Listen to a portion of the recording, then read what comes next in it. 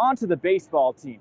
They played 162 games this season, 16 postseason games, and it all comes down to one game tonight. Nats fans took their energy through those doors, and the baseball team, well, they didn't disappoint. The red-hot 7th-ranked Maryland women's basketball team won their 13th game in a row. The Nationals offense has been, well, historic lately. Even though today was the first day that contact was allowed, there wasn't much between the players, just the equipment. Case Keenum, Colt McCoy, and rookie first-rounder Dwayne Haskins all in the heat of competition. The Washington Nationals with a chance to make history. Fans packed around the Navy Yard, looking, waiting, and getting ready for Game 4 of the National League Championship Series. The Nationals 1 win away from the World Series. Before the game, Nats fans very confident in their team.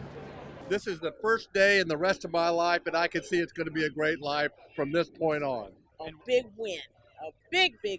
We forgot our broom, but it's time to sweep. Nats fans took their energy through those doors, and the baseball team, well, they didn't disappoint.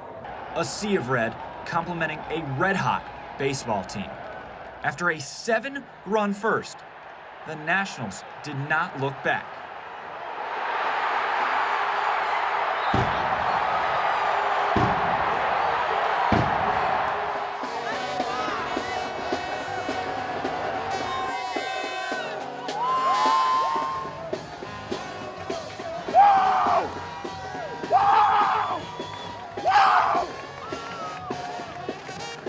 Going to the World Series, baby!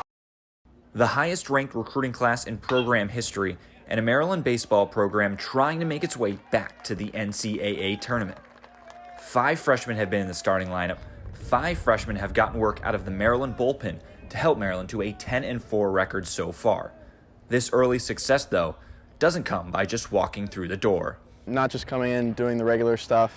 We come here, do individual throwing, but being able to handle the little things, classes, lifts, all that. There's plenty of season left, and with baseball, ups and downs are part of the game. Newcomers know this and stick together. Just on the side, we'll talk to each other, make sure if someone has a tough game, we'll help each other out and be like, hey, it's our first year, it's a learning curve.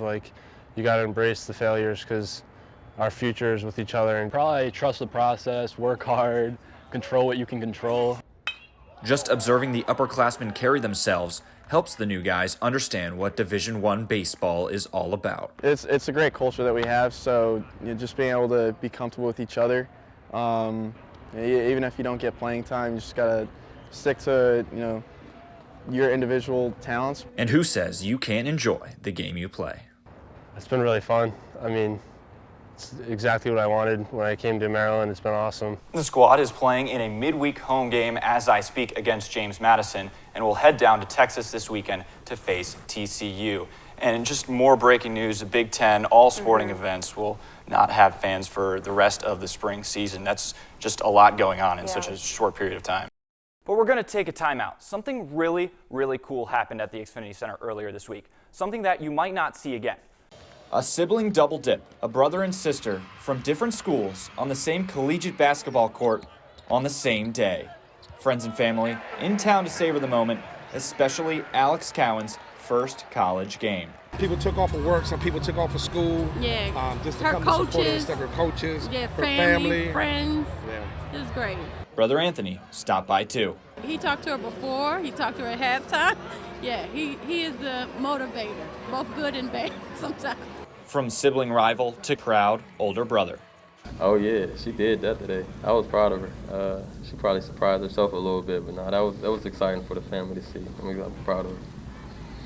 And by the way, she had 25. This is what they do, support each other, so this is kind of what's expected. This is what we do as a family. The Xfinity Center, not a far drive from the Cowans' home in Bowie, most likely won't feature any more sibling doubleheaders, but to have just one is quite special.